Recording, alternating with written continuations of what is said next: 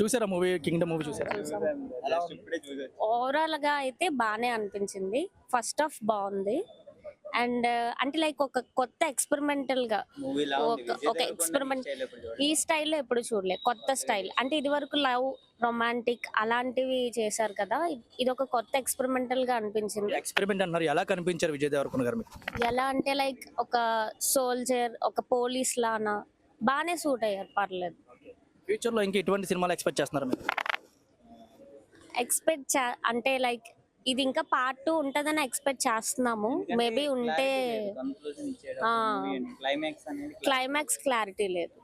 అంటే పార్ట్ 2 ఉంది కాబట్టి కొంచెం ఈ సెకండ్ హాఫ్ ఇలా మేబీ సెకండ్ హాఫ్ లో క్లైమాక్స్ అలా అనిపించింది. మేబీ పార్ట్ 2 ఉంటే ఉండొచ్చు అని. దీన్ని డల్ చేయడం వల్ల పార్ట్ 2 బాగుంటుందని ఎక్స్పెక్టేషన్స్. ఎస్, అంతే. సో విజయ్ దేవరకొండ గారికి మీరేం చెప్పాలి? అంటే మీరు అభిమానిగా మీరేం చెప్పాలి? అభిమానిగా అడిగితే మీట్ అవ్వాలని ఛాన్స్ ఆఫ్ కోర్స్ మీట్ అవ్వాలని ఛాన్స్ కోరుకుంటాను.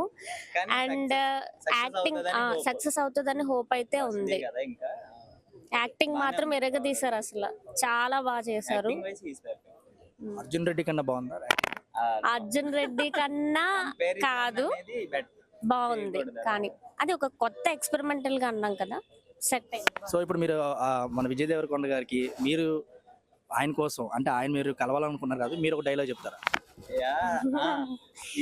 మర్చిపోవడానికి గోడ మీద దేవుడు అనుకుంటున్నారా, గుండెల్లో ఉన్న అన్న.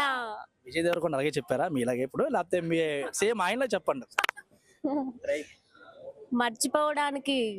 మర్చిపోవడానికి గోడ మీద ఉన్న దేవుడు అనుకుంటున్నావా, నా గుండెల్లో ఉన్న అన్న. థ్యాంక్ యూ వెరీ మచ్, చాలా బాగా.